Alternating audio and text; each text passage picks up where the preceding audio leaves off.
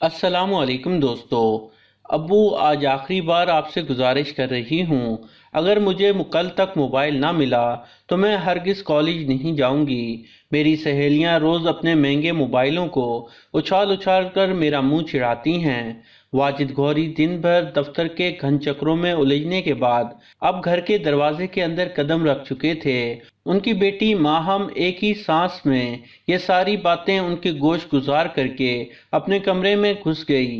गौरी साहब की अहलिया शबाना गौरी किचन के दरवाजे पर खड़ी ये सारा तमाशा देख रही थी। उसने आखिर गौरी साहब को सहारा देकर लॉन्च के सोफे पर बिठा दिया और किचन से पानी लेकर आ गईं और मियाँ बीवी आपस में अपनी बेटी के रवैये और उसके मुतालबे पर गौर करने लगे।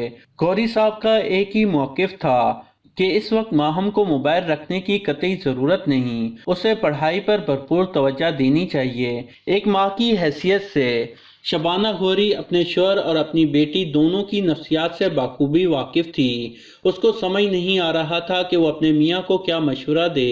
मियाँ बीवी ने बाहमी मशवरे से बेटी की जिद के आगे सर तस्लीम खम करने का फैसला किया। वो रात माहम की जिंदगी की सबसे हसीन और तवील रात थी। अल्लाह अल्लाह करके रात गुजरी। उस दिन सुबह अपनी किरणें बिखेरने वाला सूरज गौरी साहब के खानदान के लिए एक खतरनाक पैगाम लेकर आया। कॉलेज से वापसी पर माहम को अपना मोबाइल फ़ोन मिल चुका था।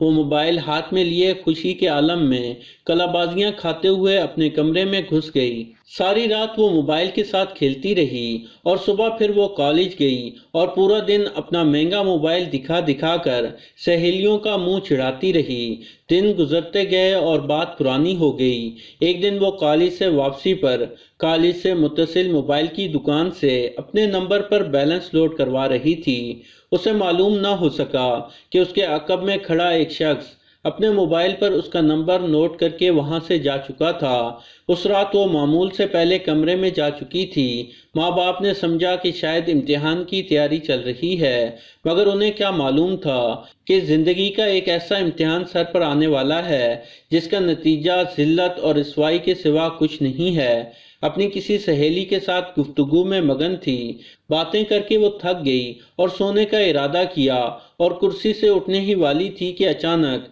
मोबाइल की घंटी बजने लगी। मोबाइल की स्क्रीन पर एक अजनबी नंबर ब्लिंक कर रहा था।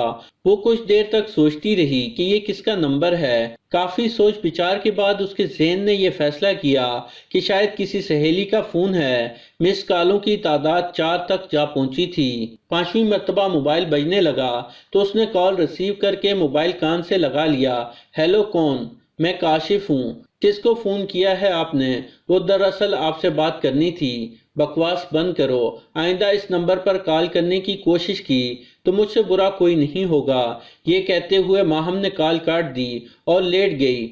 मोबाइल फिर से बजने लगा। फिर वही नंबर था। उसने मोबाइल को कान से लगाया और गालियों की गिरदान सुनाने के बाद मोबाइल ऑफ कर दिया। कई दिन तक ये सिलसिला चलता रहा।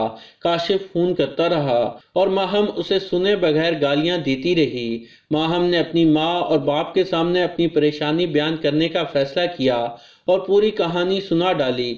माँ ने उसको सख्ती से मना किया कि वो हरगिज इसका जिक्र अपने अब्बू से न करे वरना उदम मच जाएगा, और नसीहत की कि इसकी कॉल को रिसीव ना करे। मगर एक काशिफ नामी अजनबी शख्स उसके असाब पर सवार हो चुका था। कुछ दिनों तक वो इसकी कॉल को नजरअंदाज करती रही। एक दिन काशिफ से फैसला कुन बात करने का फैसला कर लिया। उसे पूरा यकीन था कि रात 11 बजे काशिफ का फोन आएगा।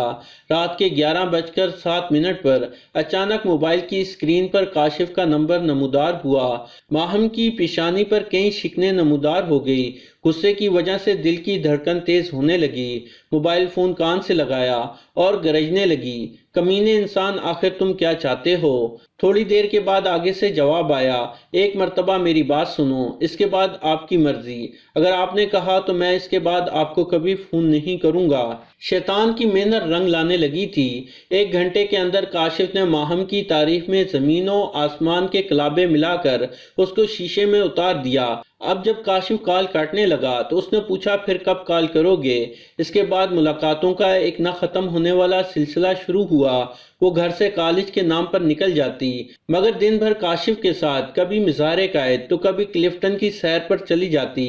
وقت گزرتا گیا، غوری صاحب دفتر اور سماجی کاموں میں مصروف رہے۔ شبانہ غوری صاحبہ گھریلو کام کاج میں مگن رہی۔ اسی اثناء میں کالج کے سالانہ امتحان قریب آ گئے۔ ماہم رات بھر جاگتی رہتی۔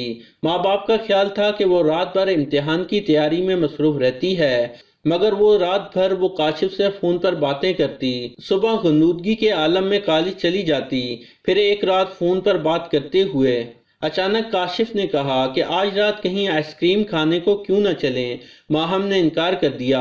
کاشف بار بار کہتا رہا، وہ انکار کرتی رہی اور بات تلخی تک پہنچ گئی۔ کاشف نے دھمکی دی اگر وہ آج نہ آئی تو وہ اس کے ساتھ تعلق ہمیشہ کے لیے ختم کر لے گا۔ کئی مہینوں کی ملاقاتوں کی وجہ سے وہ اس کی محبت میں پاگل ہو چکی تھی۔ بالآخر اس نے ہار مانتے ہوئے جانے کی حامی بھر لی اور ماں باپ کو خواب غفلت میں پا کر گھر کے دروازے کی طرف چل پڑی۔ گھر کے دروازے سے پرے کاشف ایک خوبصورت کار میں اس کا انتظار کر رہا تھا۔ تھوڑی دیر بعد کار شہر کی ایک مرکزی سڑک پر فراٹے بھر رہی تھی۔ ابھی وہ پوچھنے ہی والی تھی کہ ہم کہاں جا رہے ہیں کہ اچانک کار ایک حویلی نما مکان میں داخل ہوئی۔ ماہم کو خوف کا ایک شدید جھٹکا لگا، مگر اب بہت دیر ہو چکی تھی۔ کاشف کے منصوبے کے مطابق اس کے 5 دوست پہلے سے گھر میں موجود تھے۔ یہ کار بھی ان میں سے کسی ایک کی تھی۔ 2 دن بعد شہر کے مختلف اخباروں میں یہ خبر غوری صاحب کی عزت سر بازار نیلام کرنے کے لیے کافی تھی کہ معروف سماجی کارکن واجد غوری کی اکلوتی بیٹی کو گزشتہ رات اجتماعی طور پر عصمت دری کے بعد جان سے بھی ہاتھ دھو بیٹھی مسک شدہ لاش سپر ہائی وے کے قریب جھاڑیوں سے برآمد ہوئی۔ یہ کہانی ان تمام لڑکیوں کے لیے ایک سبق ہے جو رات بھر لڑکوں سے فون پر بات کرتی ہیں اور کالج کے نام پر اپنے عاشقوں سے ملاقات کرتی ہیں اور ماں باپ کو دھوکہ دیتی ہیں۔ تو دوستو، یہ تھی ہماری آج کی کہانی۔ پسند آنے کی صورت میں لائک کریں اور اپنے دوستوں کے ساتھ شیئر کریں، اور مزید ایسی کہانیاں دیکھنے کے لیے ہمارا چینل سبسکرائب کرتے ہوئے ساتھ موجود گھنٹی کا بٹن بھی دبا دیں۔ شکریہ۔